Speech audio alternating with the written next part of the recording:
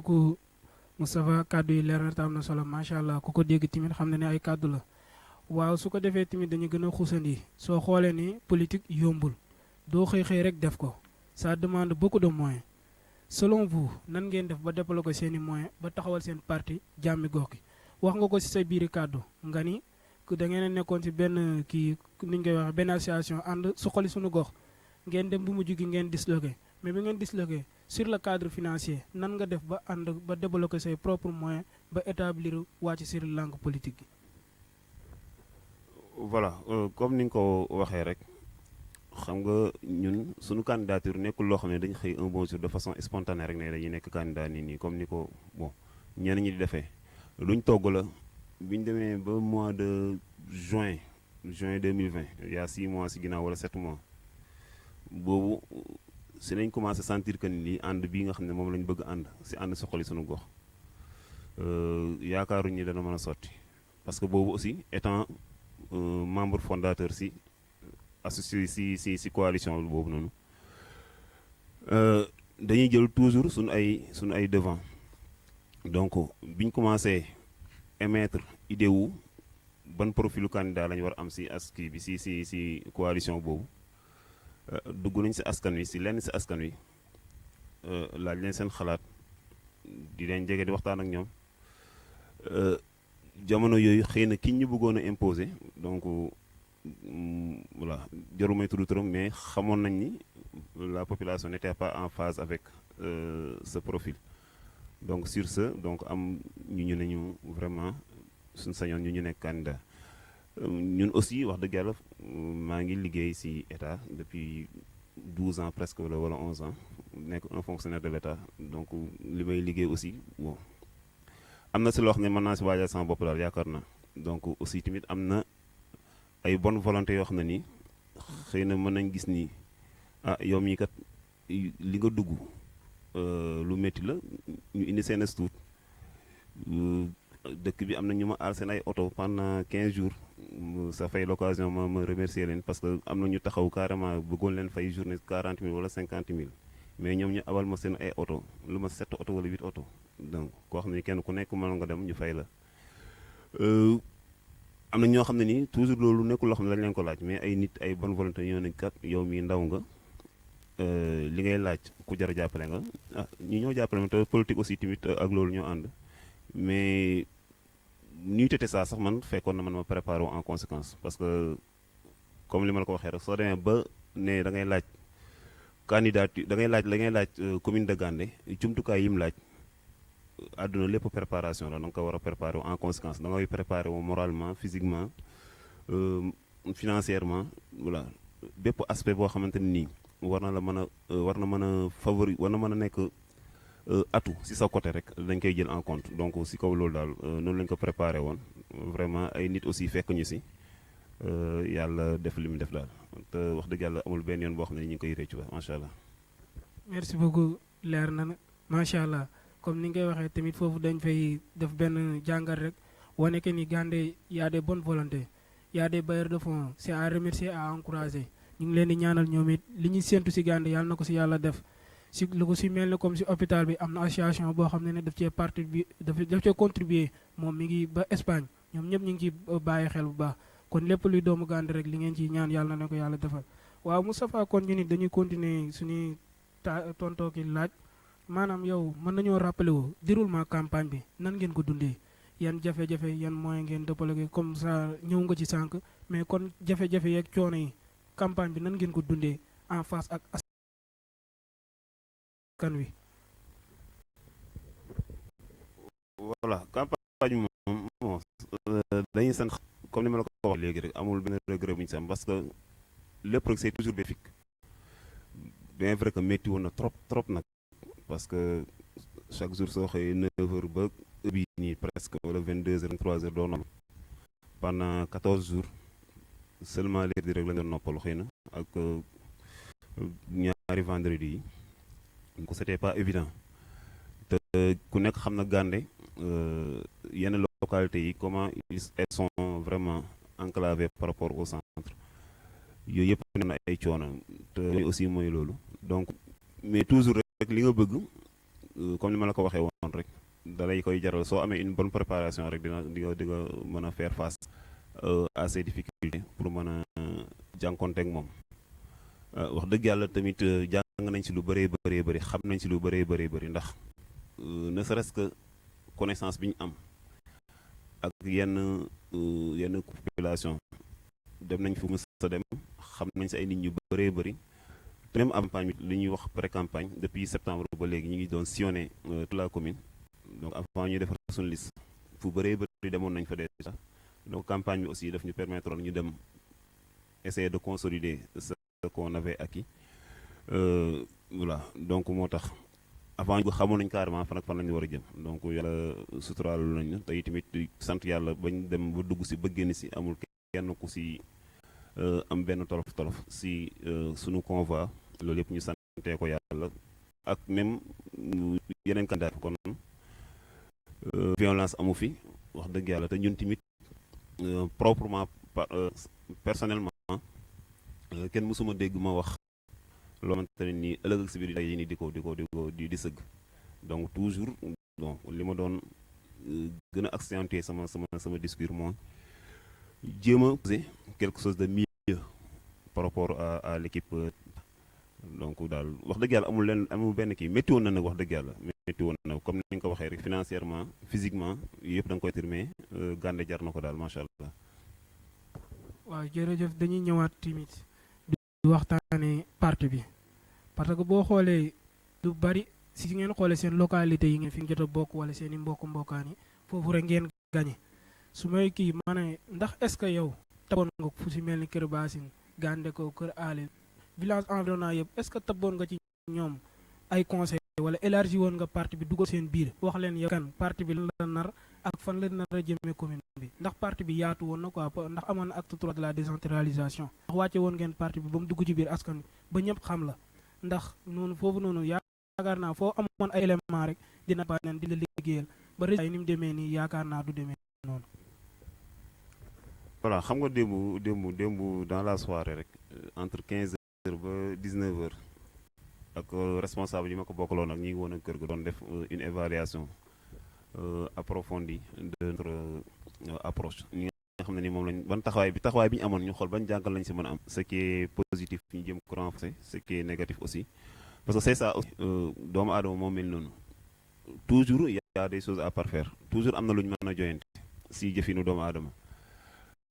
voilà léegi ñun wax naa la ko sànq septembre lañ décidé dañ ko candidat ou bien avant juillet septembre fin juillet début septembre boobu nee naa la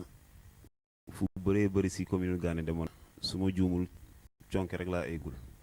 muy gàlleel conke donc loolu mooy que ni avant ñu koy gën a dëggal bi ñu amee xat bi ñu jël di ànd ak nit gox bu nekk fu si bëree bëri ñu dem fa waxtaan ak ñoom taataan seen xalaat loolu moo ñu permettre ñu mën a élaborer un programme loolu moo ñu permettre ñu mën a confectionner une liste boo xamante ne nii defoon nañ le maximum ba fépp fu bureau de vote nekk parmi les bureaux de vote rek lu mu dee bureau de vote bu nekk ñu am ku fa jugee bokk ci liste coalition Jàmmi Gox yaakaar naa d'ailleurs c'est la seule liste boo xam ne nii respecté na loolu beneen aspect comme li nga wax y a des manquements yoo xam ne nii des na ko nangu parce que fu ni Kër Bassine par exemple tey bi ñu fay ñëw boobu dafa fekkoon yéen a ngi doon def tirage fii nii tirage si naan yaakaar amuñu ma ne ma suñu sañoon nga fekkee tirage bi ñuy ñëw fekk mu guddi jamonoy Noël li ma lay wax c'est bien avant la confection des listes bi ñu fay ñëw buntu kër Mor Congaan xëy na ndaje bi ni mu waroon demee ko comme ni ñu fa waroon a investir ay nit soo xoolee ñaari nit la ñu fa investir na xaw ma ñetti nit te soo xoolee daanaka si benn koñ la féete donc après on a fait de notre mieux pour jéem ko élargir mais xëy na yàlla dogalu ko wala ay nit yoo xam ne dañ lay mettre na dañ lay indil seen pièce pour nga investir leen après finalement doo leen gis bëj moo demee noonu aussi mais tout le temps est-il que ni ñun da jël sunu danañ si ay leçons pour que prochainement lu mel noonu bañ a am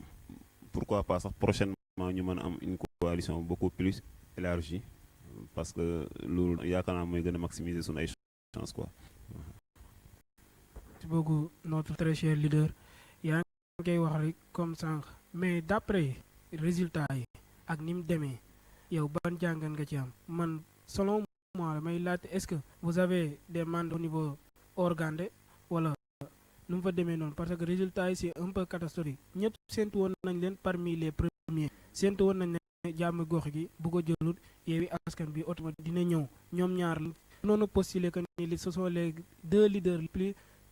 pertinents et déterminés yoo xam ne mën nañoo yore commune bi mais après avoir vu les résultats acquis yéen a ngi jël j'espère troisième Yewwi Askan bi mi ngi jël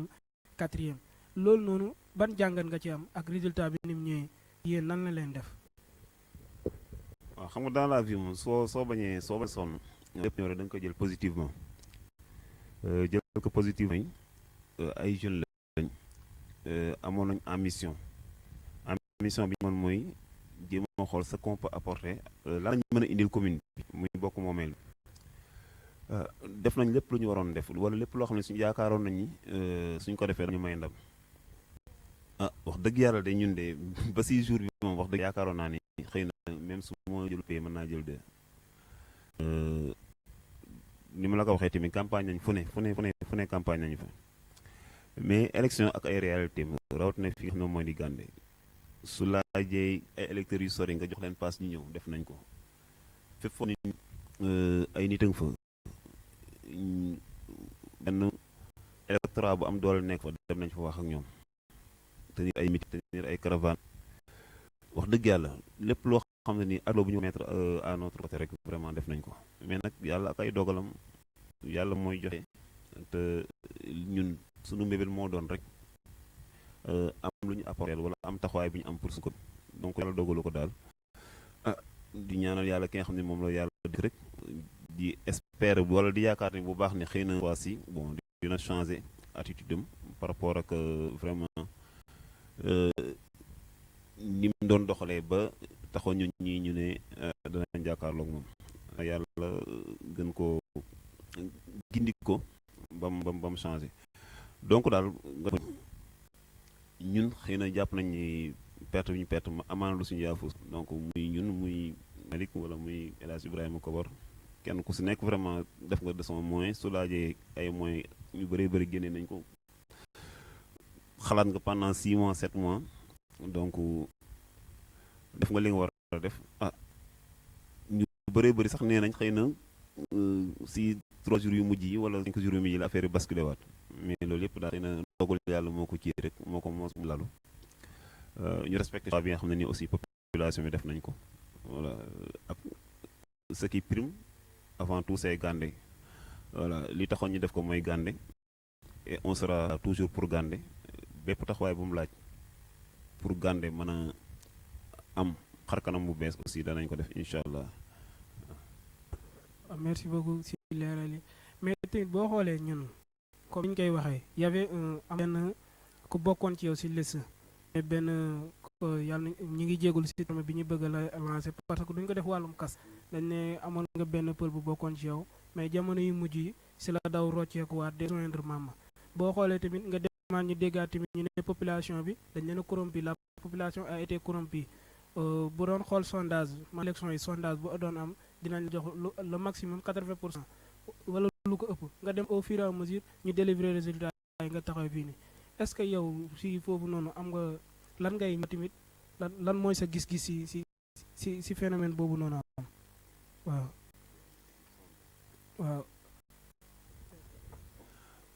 waaw bon loolu moom xëy na duñu leen ko jàppee sax comme li nga wax xëy na peut-être population bi lenn si ñoom nee nga ma am na kenn ku ñu investir liste voilà mu dem ba au dernier moment on a constaté que ni am na beneen taxawaay boo xam ne nii bokkut ak biñ ko doon xaaree loolu day am si politique peut-être dafa xamul wala xëy na dafa def lu ko neex wala xëy na dafa am lu fa jaar loo xamante ne nii ndeysaan soo dëgërul lool doo mën a jàmbaarloo ak loolu muy comme nga wax affaire corruption ngi fi y a des politiciens yoo xam ne ni aussi mën nañ utiliser ay cadre boo xam ne nii utiliser wàllu ak wàllu waaso te ñun loolu soxlawuñ ko toujours li ma mës a gëm mooy que ni diversité wuute gi ñu am si wàllu aada ak cosaan ak wàllu xeet dañ ko war a jël muy atu si ñun ñëpp ndax kenn pour dund en toute complémentarité ndax kenn ku nekk am na loo mën a apporter morom kenn ku nekk am na foo war a mën a taxaw si moom mais malheureusement def nañ si ay discours waxtaan nañ si waxtaanata si mais malheureusement ba léegi Gandey bi dafa mel ni xaw na des te nag toujours mën nañ continuer am espoir que ni xëy na un jour viendra que ni loolu dana changer donc wàllu waaw sa dal bu nekk loo xam ne dañ koy jël def barrière suñu diggante ba muy freiner développement bi nga xam ne moom la war a am beneen bi comme li nga wax ñu bëree bëri joxoon nañ ñu étiquette favori si élection yi mais xëy na dana am yeneen paramètres yoo xam ne nii xëy na yow soo nekkee si biir ma nga ko bañ a maîtriser donc fougu jeunesse bi et tout yéene bi nit ñi di am soo xoolee li ñu doon topp si mbooloo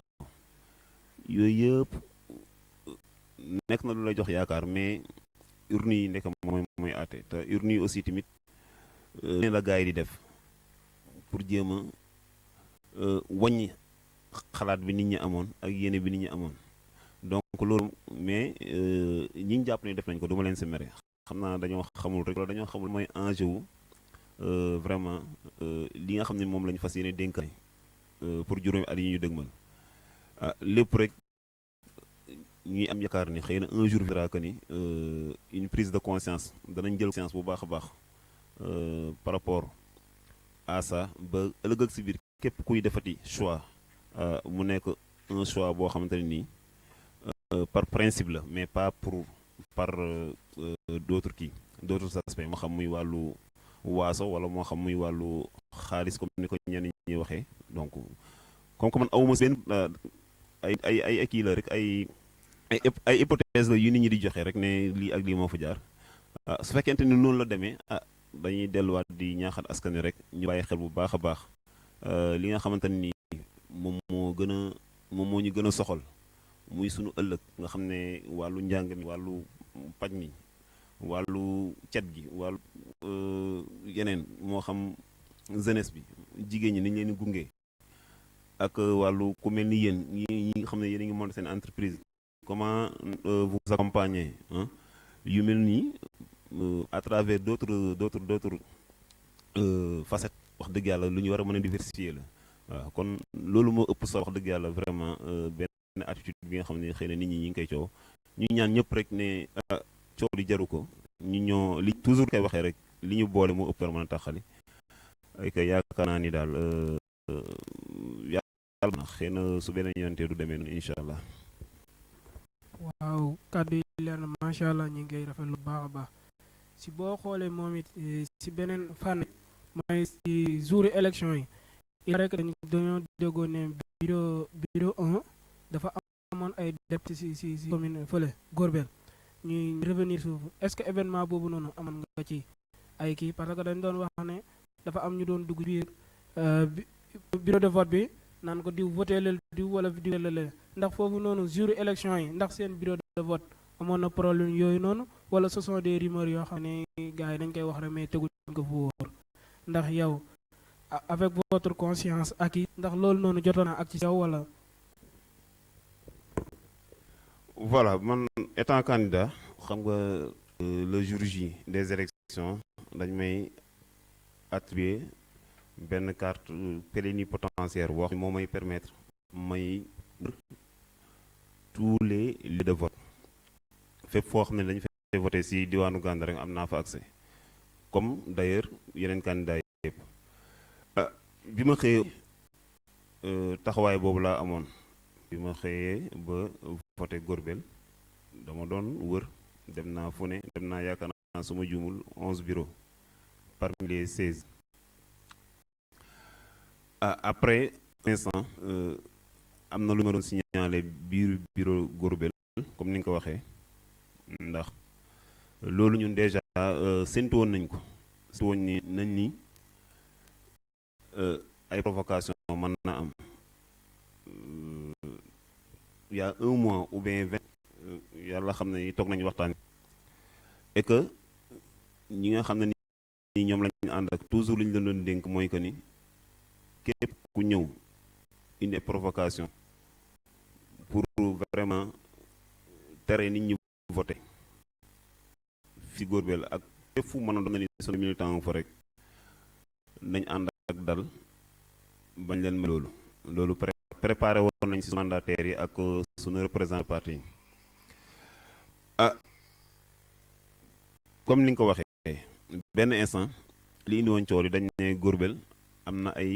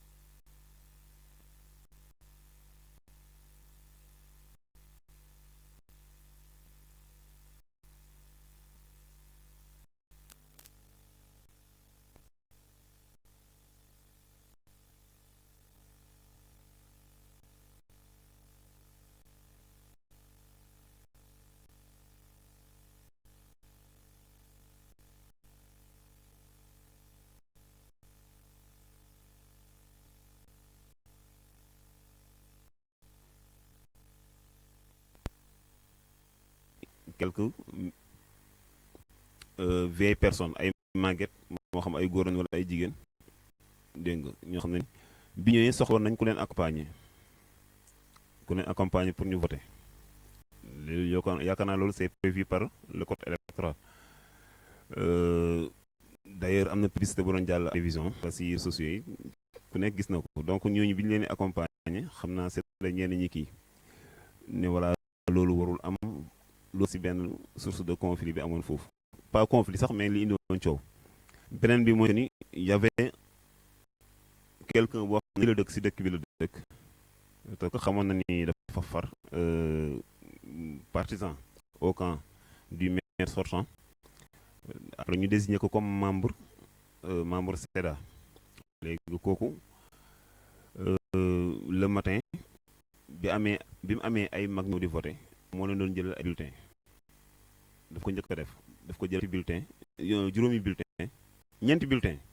tëpp suñu bulletin ñun jëlal ko ñeenti bulletin yi des naka demal voté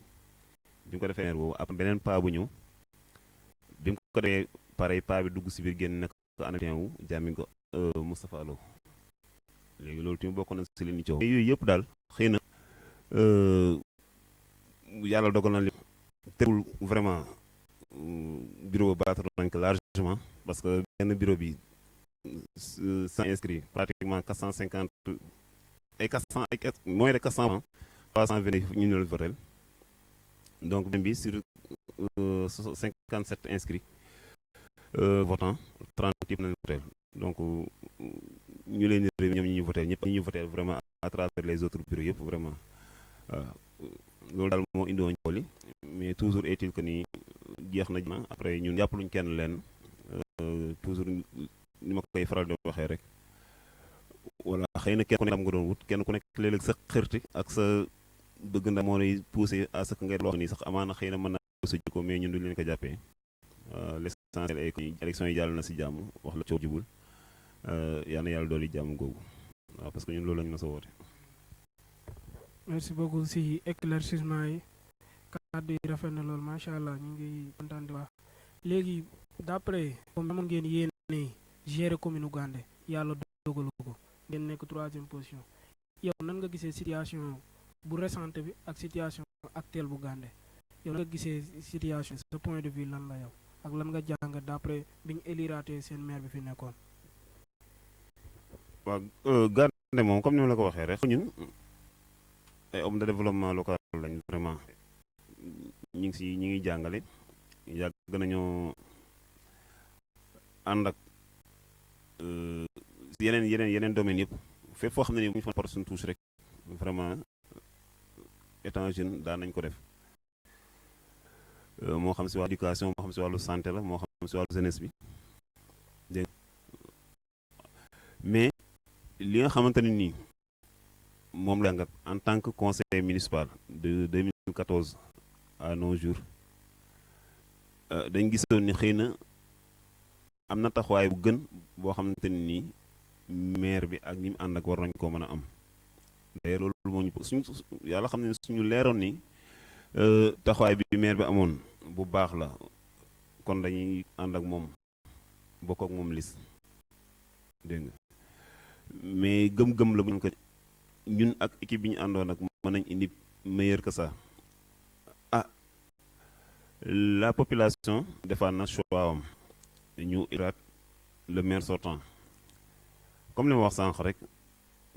li sunu maam Abdou Aziz Dabakh daan wax rek soo yoree sa sànqal nekk si gaal ñaanal gaal gi mucc su gaal gi mucc rek sànq si nga yor dina mucc loolu lañ koy ñaanal yàlla rek mais terewul aussi en tant que acteur politique en tant que observateur on est là lépp lu xalaat ni xëy na suñ ko waxee wala suñ taxawaay bi ñu war a am pour Gandé nekk si jàmm pour Gandé dox taxawaay boobu moom wax dëgg yàlla amul lenn lu ñu si wàññi parce que lu ñu gëm la gëm nañ ni ay missionnaire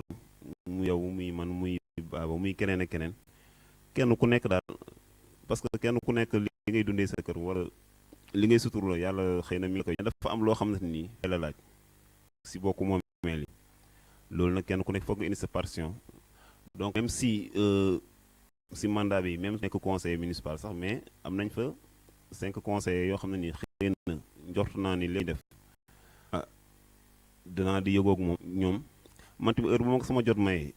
lépp luy dox si mairie wala ak fu mu manti doon danaa dem léegi di yurlu ji lépp lu ñu war a dénoncer danañ ko dénoncer lépp lu ñu war a jàpp aussi moi un résultat positif suñu codicité danañ lépp lu ñu gis si biti lu ñu mën a ñoo di indi ko fii aussi suñu commune bi comme ni ñu ko daan def à travers ay programme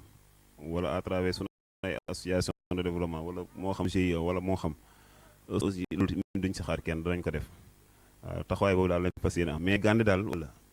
taxawaay bi desoon na lool yoroon bi war a mën a gën a nekk une gestion transparente une gestion boo xamante ni dañ si impliqué toutes les couches moo xam muy jeunesse bi moo xam muy jigéen ñi ñu yaatal affaire ndax lu toll ni commune su ko ñetti nit bëggee doxal rek doxin bi léeg-léeg mën na affaire yi nañ ko ubbi comme ñu mel ni yéen ñi léeg-léeg lu ñuy def nañ leen li woo seen kii bi vraiment tey dama vous m'avez vraiment impressionné positivement nañ leen di woo réunion nañ leen woo ngeen ñëw couvrir ko al di am accès à l'information dégg nga procès-verbaux yi nga xam ne nii moom mooy yenn si réunion yooyu nañ koy afficher wala nañ koy publier à travers les réseaux sociaux nit ñi di xam ce qui s'y passe lu ñu war a indi comme feedback indi ko parce que 46 conseillers d'accord nit ñi ñoo leen fal mais yàlla xam na ni masoon naa leen ko wax ñi toog foofu toujours est-il que am na ñu leen ëpp xam-xam ñu nekk si biti lu fa war mën a jaay rek am na ku la ko ëpp wala am na ku la mën a mottali ku nekk si donc suñu doon partager affaire yi ubbi ko mu yaatu ñi invité ñëpp kenn ko indi vraiment touche vraiment si affaire yi yàlla mën na def ndax Gandé yaakaar naa defar ko jafewul daal jafewul il faut que impliquer juste les gens ñu am un esprit beaucoup plus ouvert xam ni kenn ku nekk am na loo mën a indi kenn ku nekk am na loo mën a taxaw kenn ku nekk am na loo mën a def su ko defee la ñuy indi di ko teg yaakaar naa su boobaa su taxawee rek ñëpp lay jariñ incha allah. merci beaucoup comme niñ koy waxee rek wax ji am na solo lool mais loo li nga mentionné après dinañ ci revenir aussi incha allah balaa jotaay yëkkati ko mais boo xoolee ñëpp dañ ne suufus Gandé caxatee nañ suufus Gandé jaay nañ ko nga dem lu si mel ni ba ci dex gi nee nañ 35 hectares la jaay nañ ko nga ñëw ñu ne jaay nañ ko te loolu noonu tamit ñu bëri ñu ngi ci impliqué ne seen signature moo ngi ci woon ci biir si Gandé si ñu caxatate sur les détails yi nga xam ne gars yi dañ ko mal mené face à la population parce que message yu noonu di jàll mettre na en mal à population ñenn ci population bi parce que dañ ne lépp lu maire def rek wala lépp lu maire bi def rek seen loxo mi ngi ci biir ngeen ci yéen ñooñu noonu pa tamit doon nañu wax ne gétt gi benn la dañoo xamul fu ñu jëm rek moo tax ñu fante siro nga jëm nii kële jëm nii kële jëm nii pour plus de détails ndax suufu Gandé si wax sa loxo nga ci biir wala sa loxo nekk si wala suuf Gandé comme que doon nga liggéey ci commune bi suufu Gandé si ndax jaay nañ ko wala jaayuñ ko ndax loxo mi ngi ci biir wala seen loxo nekkul ci biir nga ko askan wi nga xam ne ñoom it bëgg nañ la sopp nañ la te wóolu nañ te yaa ngi daggaat askan wi kon yaakaar naa war nga mën a andi plus de détails ci affaire yu mel nii. Voilà, merci. Vraiment une question bu pertinente bu ma sawar lool parce que yàgg nañ ma si interpellé wala parfois dañooy dégg nii si quelques rumeurs am ñu koy wax wala soo nekkee si terrain politique moom parfois lu nekk ngay dégg xëy na ñenn ñi ay adversaires politiques lañ luñ mën a yëkkati teg ko sa der pour ni sa crédibilité day def loolu dañ leen koy nangul mais toujours est que ñun en toute conscience tranquille xam nañ taxawaay dañ amoon si conseil municipal bi ak ñi ñu fa nekkoon nag aussi xam nañ ko bu baax a baax ñooñu wax yooyu ñi ko doon véhiculer xëy na seen droit lañ def xool comment ternir l'image d'un candidat boo xamante ni xëy jàmm ni am na crédibilité mais ñun de Mamadou Sow le maire sortant dafa am ñu tuddee ay proches collaborateurs yooyu ñoom la doon liggéey yàlla dana ñun loolu bokkuñ si woon nekk nañ conseil simple amul benn commission boo xam ne jiite woon nañ ko si biir mairie bi lu dul réunion day am wax ñu convocation comme les autres conseils suñ ñëwee assister suñu amee proposition bu ñuy def par rapport ak dundinu askan bi danañ ko def su fekkente ni conseil ya fa nekk gis nañ ni xëy na proposition yi maire di indi wala moo cabinet moo gën a kii loolu gars yi voté su maire indee proposition su ko population su ko conseil municipal bi naree voté su ma si d'accord ma lépp loo gis dafa am question de fond ak question de forme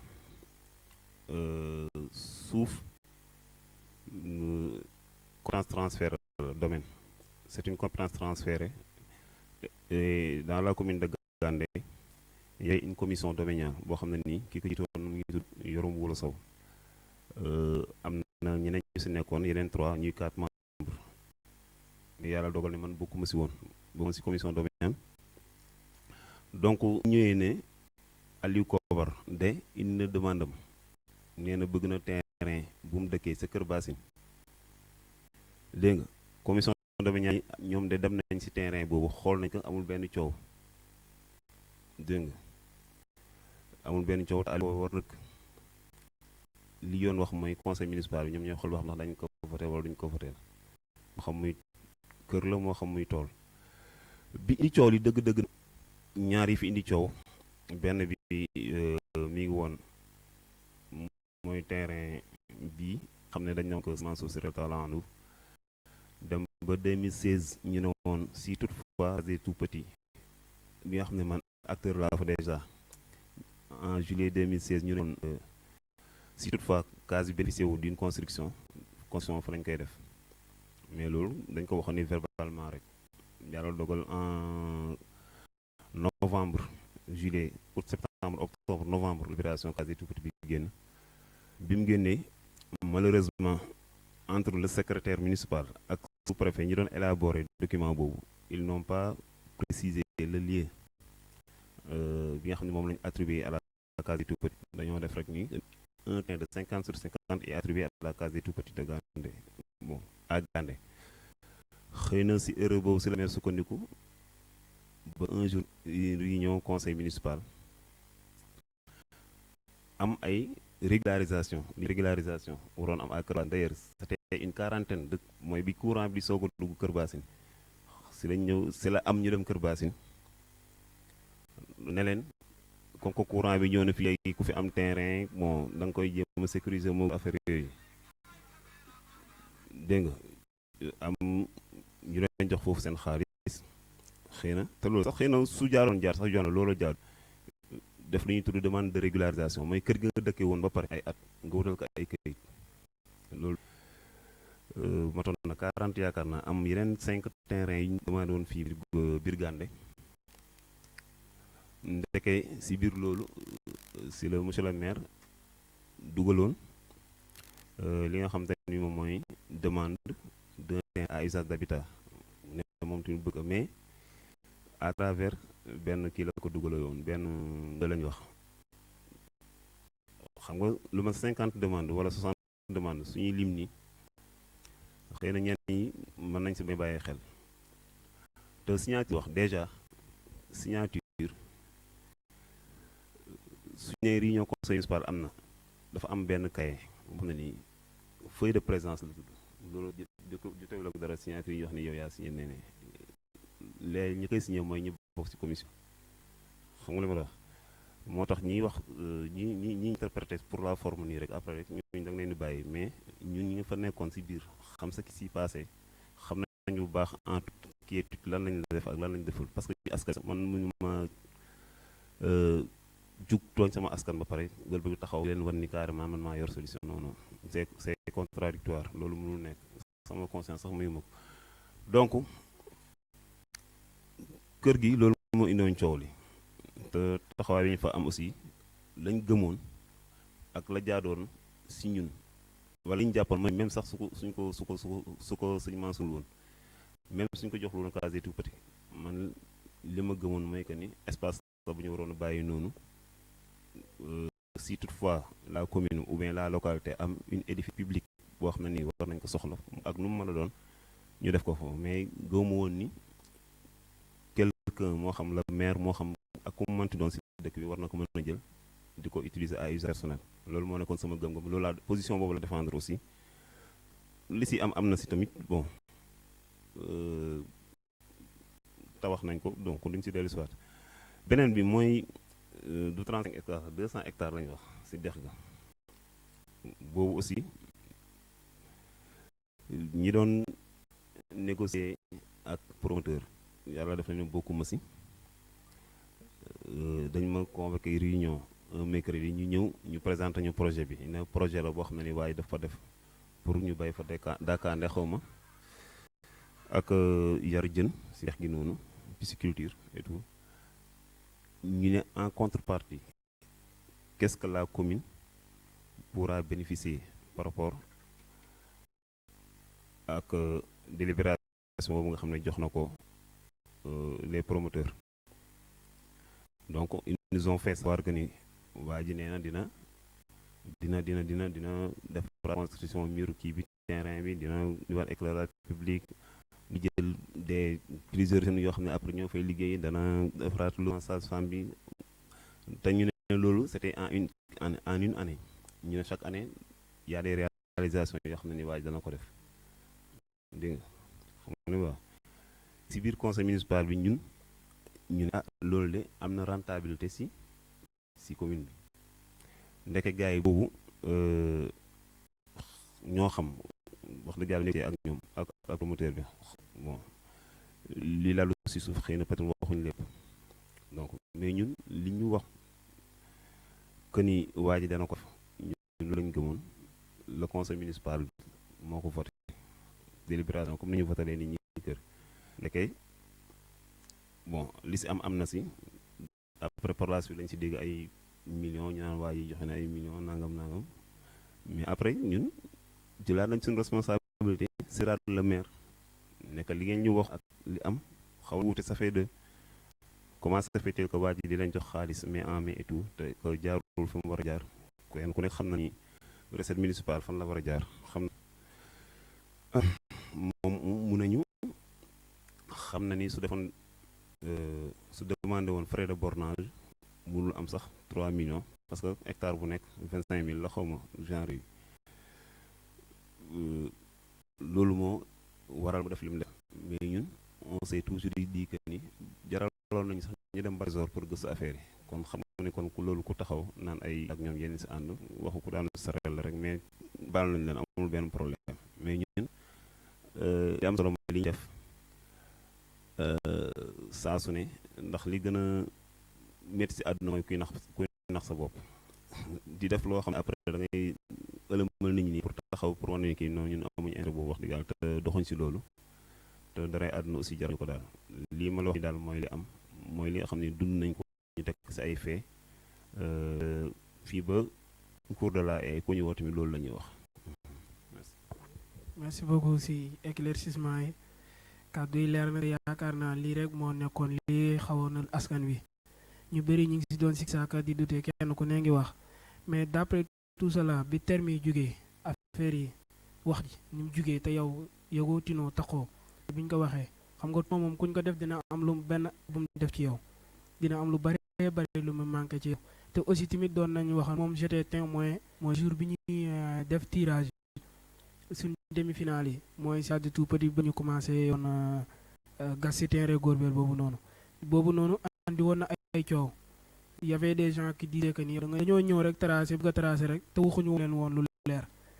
après tout ça yow yan explication ay andil ci askanu Gane parce que romb nañ ko ñoom gaz nañ def nañ seen formation te jusqu'à présent gisaguñ fa brique lu fa teg te dama jàpp ne dañ doon campagne rek mais affaire tuume comme ni ñu waxee wax ji nan la ban affection la def ci yow comme ñu jël benn wax rek tuumaal la ko ak terrain Gorbel bi ne leen ni ngeen ko découpé noonu affaire yi problème bi yooyu noonu doon fa jug tamit nu ngeen ko doon di gérer face à la population. xam nga mbir mi moom li ma la wax sànq rek su yéeg si kaw garab nga bëgg heure bu ñu la sànnee xeer rek nga wàcc fa bi doo mën sa yéeg toujours nee naa daal principe moo koy lal suñ si waxtaan ak ñi si war a waxtaan ak après ñu doxal tuuma moom xaw ma ne ko wolof di waxee fu tuuma egg xaw ma weer di egg wu fa mais toujours est-il que ñun su dee par rapport ak terrain bële nga xam ne fi lañ fas yéene def construction case des tout petits bi donc case des petits boobu y a un programme boo xam ne ay coréens ñoo ko indi Sénégal ko présidence de la République état du Sénégal donc daaw ay vers mois de mars daaw yi lay wax en 2020 vers les mois de avril mai juin ce lancement bu après ñu ne dans la région de Louga dañuy sélectionner 4 localités yoo xam ne nii donc c'était 8 localités pour le Sénégal mais Louga 4 localités 4 communes si waroon bénéficier wu yi nga xam ne ni moom mooy le directeur de la case des tout petits bi ñu ko informé parce que jamono yooyu yaakaar naa période vacances la woon bi ma ko waxee ñu dem wax ko monsieur Sow Cheikh Malick ñu dem waxtaan seen maire ne ko comme que kat construction am na il faut que yéen waa commune ak seen commission domaniale foog ngeen wutal des tout petits bi parce que seen délibération c'est pas on n'avait pas situé l'endroit exact bi nga xam ne wala fa lañ attribué la case des tout petits donc da ngeen ne attribué nañ 50/50 au niveau Gandé bi si waxtaan ak maire mu ñu désigné loolu waxoon nañ ci sax si mooy si ginnaaw école bi foofu kii boobu nekk en face teen château d'eau bu njëkk ba ñoom biñ ñëwee biñ defee seen ay études parce que le directeur le coordonnateur régional de la case des tout petits de la petite enfance moom moo choisir parmi tant moo choisir 8 localités 8 communes léegi ñoom équipe boobu biñ ñëwee mission boobu si 8 communes yi dañoo waroon a def ay visites ak ay études pour éliminer les 4 comme ça il se des am kii bénéficier la construction loolu bi mu amee ñoom biñ ñëwee xool nañ bu ne c'est pas un site adéquat par rapport ak seen ay exigences yi nga xam ne moom lañ defoon étant un éducateur préscolaire nekk c'était présent mais c'est la mairie qui avait attribué ce site. ñoom bi ñu ne fii Daourougne monsieur le maire mi ngi fa boobu man maa ngi fa woon ku mel ni sama frère Ousmane Dieng mi ngi fa woon ñu ne kon dugg leen si terrain bi ma ne leen terrain bi ñu fi duggee néew ma du ngeen fa dugg de waaye dana indi coow de ñu ne kon suñu paree waxtaan ak jeunesse bi loolu moo indi coow li te je suis tout à fait en phase avec la jeunesse bi nga xamante ni nee nañ dañu waroon waxtaan parce que bépp décision yi jël yu mel noonu ça doit être vraiment un aboutissement d'une concertation loolu dañu si comprendre jeunesse bi mais aussi ñu xam ni vraiment construction boobu aussi c'est quelque chose boo xam ne ni xëy na peut-être ñenn ñi jàppoon nañ ni mënuñ bàyyi muy kii ñi ko soxla Sénégal bëri nañu waruñ ci mais ak lu mën a xew xëy na yàlla def na si jàmm ba consensus mujj na am entre la jeunesse que xëy na bon la mairie ñoom ñoo ne woon travaux yi ñu ko le 3 passé après le 3 il y a une semaine après ou bien 10 jours après lañ fii soog a ñëw bi ñu ñëwee aussi gas nañ comme ni nga ko waxee boobu ba léegi tamit ñu ngi toog di xaar xëy na gis nañ leen mais yaakaar naa daal loolu xëy na mi ngi des ci entrepreneur bi nga xam ne moom moo yor travaux yi ak maire soit yaakaar naa la maire moom mooy le maître d'ouvrage parce que noonu lay di ay travaux yi ñuy def ci commune c'est le maire qui est le maître d'ouvrage donc nag ce qui est vraiment le blocage à wax dëgg yàlla xamaguma ko mais daal nañ xaar rek xëy na yaakaar ni mo construction bi moment à l'autre dina continuer daal. yaa ngi koy wax sànq ci say kàddu am nga yaakaar ni construction bi waage foofu laa bëggoon ñu tàbbi ci am ngeen yaakaar lool que ni lii nekkul ay naxe mbaay wala loo xam ne woon prédiction la rek boo xam ne dañ koy jël rek teg ko ci loxoy askan wi rien que pour que leen a convaincre dama koy seetaan ci benn télé benn waay ñu invité ko nañ ko plateau Cheikh Yérim Dakar naa war ngeen ko gëmee mu ne Louga rek ngay gis maire bu liggéeyul da ñoo joxe xaalis ñu fal ko te yaakaar naa ça se trouve au niveau de notre commune et ça se trouve au niveau de notre département loolu ce sont des défis à relever et aussi pour yow man ma laaj la rek est-ce que am yaakaar que ni bala ñoo dugg ci ko affaire yooyu noonu di nga am yaakaar que ni construction bi dinañ ko cadre tout petit bi dinañ ko gis mu yëkkati ko d'ici déwén d'ouverture des classes di ngeen ci intégré est-ce que am nga yaakaar ni cadre tout petit bi dinañ ko construire à long terme. waaw xam nga comme li nga wax politique moom politique la mais bon nit ko aussi say waxa sa aqulay taala rek di nga xam man mbir mi li ma si boole mooy li yàlla dogal may jàngale si case des tout petits donc xam naa bu baax quels sont lan moo ak lan la wundu ni ma la ko waxee sànq su fekkoonte ni Gandé Kesset kon mën nañu wax ne xëy na ay na xale mais yaa Thiamène yaa la commune de Ndiagne ak biiru la benn école bu ñuy wax Ndiak Mbam Mbodj commune yooyu ñoom ñoo bénéficié wu si kii bi nee naa la aussi ay coréens ñoo ko fi indi may ko état Sénégal donc am na ay preuves yu tangible wax dëgg yàlla donc li blocage bi kay biñ ne la talo waroon a commencé bul wax dëgg yàlla boobu ba léegi amaguma si information ay renseignement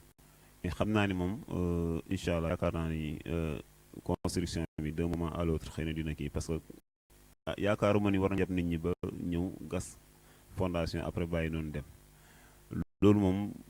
ne loo xam ne ni mairie bee ko fi indi mairie bi moom ñoo si am dafa xëy rek ñu ne ko Gandé dana am construction li indi woon problème bi koy mooy problème mu site la woon fan nañu war a indi site bi xëy na Gandé ñi fi mas a jaar ñëpp duñu prévoir li nekk kanam y a des habitats spontanés yi fi am yoo xam ne nii bu na ay kër yoo xam ne nii ñi ngi fi ñu nekk woon nekk ay magasin yoo xam ne nii fi ñu nekk waruñu foon nekk prévoir wu woon lii tey c'est le moment nag ñi nga xam ne ñoo yor wàllu administration locale bi di prévoir ne di 10 ans wala 16 ans lan moo war a am Gandé ñuy prévoir yu mel noonu ba lii dal ñu si case tout petit bi wala dal ñu sunu poste de gendarmerie bi wala nag yeneen mu bal daal mais yaakaar naa kii bi moom ay caaxaan lalu ko ndax am na ay certitudes yu wóor que ni maire ñu ne moom ñoo si yem xëy na moom moo nekkoon le premier magistrat de la localité bi gars yi di ñëw informé nañ ko gouverneur woote benn journée de lancement te waa présidence ak agence nationale de la CASRIP ñu ñëpp déplacé wul ñëw ñu joxe les 4 localités yi nga xam ne ñoo bénéficié wu si programme boobu kon yaakaar naa loolu bon yaakaaruma ne ay naxal daal nañ xaar rek incha allah demain à l'autre ñu am yaakaar ne xëy na kii ñëw parce que wax dëgg yàlla Gandé soxal na ko tolloog 150 wala 140 xale chaque jour ñuy kii fii nii si abri bi vraiment nga xam ne doy na waar trop doy na waar trop pourquoi pas su boobee sax yeneen localité yi am na yeneen localité yi ko soxla si biir commune de Gandé parce que petite enfance man xam naa ni bëri na lu mën a apporter xale yi bëri na lu mën a apporter lu waajur yi donc ñu multiplier loolu tamit du wàññi dara donc d'ailleurs à travers benn réunion bu ñu fi amoon daaw jéeg masoon naa ko souligner pourquoi pas Kër Bassine soxla nañ ko suñ ko amee jël am na un jour ay ñoom nday ay sa ñoom jëlaan doon nañ ma ko wax ba mais xëy na yàlla baax na daal xëy na peut-être su naree sotti dina sotti incha allah. merci beaucoup si éclaircissement yi kàddu yi macha allah rafet na yoon. boo xoolee commune Gandé dafa bari ay blocage yi boo xoolee ci comme ni ñu ko souligné sànq wàllum gendarmerie bi dañ ci am problème nga xool ko ci wàllum marché ci am problème nga xool ko ci wàllum yoon dem leen teg dikk leen dañ ci am problème yow yan moo nekkoon say intention est-ce que tu étais prêt pour relever le défi face à la situation parce que boo xoolee nde nekk na ci communes yi gën a arrière yi gën a tardé boo xoolee du si lenn loo xam ne ni mën nga kaa xool wala ñëw fekk ko fi parce que lépp dañ koy jéggaani lépp dañ koy jéggaani wala de bonne volonté ñoo koy def à leur propre moyen te day métti si ñoom yéen ñi nga xam ne ne ay acteurs ngeen ay politiciens yéen a ngi yëngatu si bi est-ce que pare ngeen pour faire face pour def le déblocage andi un nouveau changement sans ngeen xaar ci ndimbalu kenn est-ce que vous êtes prêt de relever le défi quoi. waaw xëy na peut-être ñu ñëpp si yow mi sax yaakaar naa loolu moo la ñor comment changer le visage de Gandé am beneen xar kanam bu bees ndax lii dëgg bay dëgg mooy Gandé bokk na ci commune yi gën a xaw a des ginnaaw si département de Louga te yaakaar naa ay ressources maa ngi fi donc su dee ay xale wala ay nit ñu ko mën a def ñu ngi fi ay xalaat ñu ngi fi donc yàlla dimbale nañu may nañu suuf su yaatoo yaatu ay baykat ak càmmkat ak personne yu ambitieuse ñu ngi fi di tenter le tout vraiment pour génn si aussi secteur transport moo xam si wàllu industrie bi comme ni nga ko waxee wàllu secteur informel bi artisanat tailleur yi ñu ngi fi ay foo génn fii ba Kër Bassine ak comme dem fii ba Gàddu Mbeere da nga fa gis ay atelier ñi vraiment jigéen ñi ñi ngi def le tout vraiment ñenn ñaa ngi def petit commerce ñaa ngi jéem a def ay transformation mais toujours est-il que ni accompagnement bi ak suivi bi ak des ak wàllu encadrement donc yooyu yëpp yàq ñun bàyyi woon nañ ko xel bu baax a baax tey tamit ñàkk ñoo fal maire tamit tax ñu bàyyi ni ko fépp fu ñu mën a gisee partenaire wala benn programme boo xam ne ni xëy na suñ ko ñoree dana ñëw te su boobaa tamit yaakaaruma ni maire bi da bañ ndax d'ailleurs defoon nañ ko fi defati ko fi yàlla dimbalewu nañu comme yaa ngi réflexion poste de santé bi ñu signé ko xalaat bind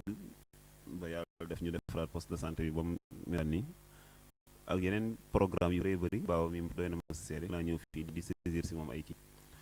taxawaay boobu la ñuy continuer rek te yaakaar naa dana gën a yaatu dana gën a law parce que yàlla mi ñuy dimbale tout le temps ñi ngi am ay relation danañ ko jéem a exploiter pour commune Gandé wàllu désenclavement surtout comme ni waxee à travers sunu luuma bu mag yi nga xam ne vraiment bokk na si luuma yi gën a mag si département de Louga vraiment niñ ko waroon a exploiter des na trop vraiment tey tamit chaque jour gis ñi fi nit ñi doy jaay ba ngoon après dem mi index dëkk bi salubrité bi et tout vraiment daal des na xawaay bi daal yaakaar naa ne cette fois le maire Mamadou Sow ñu koy lancer un appel xam ni Gandé soxla na taxawaay bu bees te na si xalaat bu baax a baax moo équipe am vraiment ñu bañ a tendiku rek ñëw su ko defee askan mën a gis seen bopp si doxalinu commune bi ndax elti que ñun sunu commune bi dañ daan xaar rek lu ñuy tuddee ay fonds de dotation wala fonds de concours ay sel wala ay yeneen type de subvention yoo xam ne ci état lay jógee souvent loolu rek lañu pour di ci def ay réalisation alors que ay pexe am alors que ay marche mën na am il suffit juste que nga am volonté bi ndax coopérative fi état nu tuddati mairie bi le maire dañ koy voter carburant ligne carburant boo xam ni c'est à hauteur des millions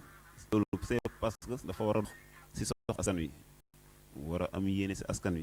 dox di wuti di indi voilà loolu ñu xaar moom daal te wax dëgg yàlla ñu ko ci lancé appel moo vraiment équipe municipale bi fi nekk yëpp yàlla bu yaakaar Gandé su fekkee tamit yaakaar moo tax ñu fal leen yàlla bu yaakaar boobu tas daal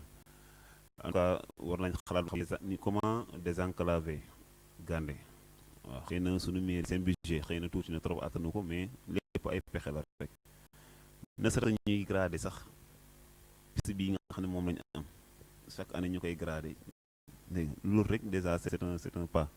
su yàggee dañu xam ni kat bëgg nga waaye xëy na doole ji ñoo fi nekkul mais toog rek ne yàcc na yasar moom loolu moom wax dëgg yàlla dafa war a dakk daal. yi am na solo macha allah comme ni nga ko waxee rek boo xoolee foo demee ci commune yëpp yaa ngi fay gis ay atelier formation ñuy former ndaw ñi ñu liggéey former jigéen ñi ñuy jël ay céréales di ko transformer di si jariñu di defar ay savon ay leneen ak leneen parce que boo xoolee commune Gandé loolu amu fi est-ce que état ni ngeen doonee ni samp doon leader ñëpp ràññee leen ci politique ak seen foog ak fugg bi ngeen wane ci élection municipale yi ndax pare ngeen yéen it pour génne ay projet pour créer ay atelier de formation jeunesse bi liggéey ci jigéen ñi liggéey ci ñëpp ci seen bopp parce que boo génnee fi ngay génn ci town bi fi ngay dem yëpp njàmbur yi gis lu ne Gandé ba Kër Bassine ba Gandé ko ñoom dong ñoo fay nekk suñ moroom yi rek ñoo fay nekk parce que fii amul lenn loo xam ne mën nga see jàpp est-ce que yéen pare ngeen pour créer ay structure ou bien ay atelier de formation pour ndaw ñeeg jigéen ñi may gis ci seen bopp. Voilà merci Aliou xam nga soo xoolee manque de volonté souvent moom animé parce que y a des organisations qui sont là telles que ay GPF wala ay jeunesse ba si ASC yi sax dégg ñu ñëpp yaakaar naa ku leen organiser am na ay institutions yu nekk sur place chambre des métiers ku fa dem tey nekk dama bëgg kat nga former ma tant de femmes loolu lañ leen fa tegee da nga leen wane leen si nangam laa bëgg nga former leen moo xam muy teinture moo xam muy transformation dañuy ñëw déplacer seen ay moyens ñoo former leen mais nag dafa un suivi encadrement boo def si war a am su ma jumul fii Gandé ay kii yu fi mas a ñëw am ay femmes yu ñu si formé mais après dañuy bàyyi day jeex day kii du am suivi fa la tëggee fa lay say fii nii am na benn bâtiment fii ñoom kii dëkk nii instant bi nii c'était prévu pour une unité de transformation matière loolu ay année 2008 la woon xam nga 2007 y avait la construction y avait un équipement mais après anam projet bi jeexee la kii donc y a benn manque de volonté notre boobu nii wax dëgg yàlla gis nañu ko si Gandé loolu nag il faut que ñu changer mentalité ñu ñëpp en commençant par nous les jeunes en commençant par les femmes ñu bañ a jël lépp rek parce que su fekkente ni yàlla équipe municipale bi mu la boole xëy na parewul pour accompagner la yow suñu wàllu bopp parce que gis na benn exemple bu pertinent au niveau de Thiam benn femme boo xamante ni qui a bénéficié à même formation boo xamante ni que ni am na ay femmes yu ko bénéficié woon mais tey waa ministère du commerce xaw ma des PME fu ñu mën a def foire dañ koy woo femme bi mi du Fatou si seen mbeng am na ñu ko xam su ma ko waxee danañ ko exemple parce que lu baax jël ba ñëpp xam ko mi ngi dëkk fii Thiamène Bakar day dem ay foire kooku suba su ñu leen woowee sax ne leen dem na Paris bu ñu bett parce que gis naa ay kiiwam visité naa kiiwam li muy liggéey lu mel noonu waxtaan nañu si ak moom te wax dëgg yàlla waroon nañu si ay bunt yu bëree bëri te ba léegi tey lañ gën a pare pour accompagner femmes yi si yu mel noonu c'est pareil pour la jeunesse dégg nga am na ay institutions yoo xam ne nii pare nañ pour accompagner les jeunes moo xam si wàllu formation 3FPT yi ñu ngi fi ñu diversifier les métiers moo xam muy plomberie moo xam muy électricité bi moo xam muy broderie si wàllu jigéen coiffure donc dañu war a diversifier les métiers parce que Gandé tend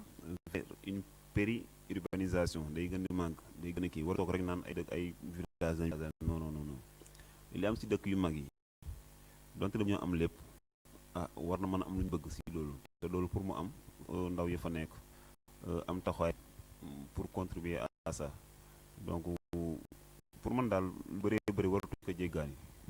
te pour ñu bañ ko jéggaani foog ñu former ñi nga xam ne ñoo ñëw dëkk dëgg yàlla te su boobaa maanaam si biir gétt gi lay doon rek waaw en tout cas mais daal maire bi ñu fi teg daal ak yi daal nañ gën a góorgóorlu incha allah nañ gën a góorgóorlu rek xam ni Gandé li soxla bëri na Gandé li soxla bëri na te kon comme que li soxla bëri na ñoom ñu dénk seen sañ-sañ ak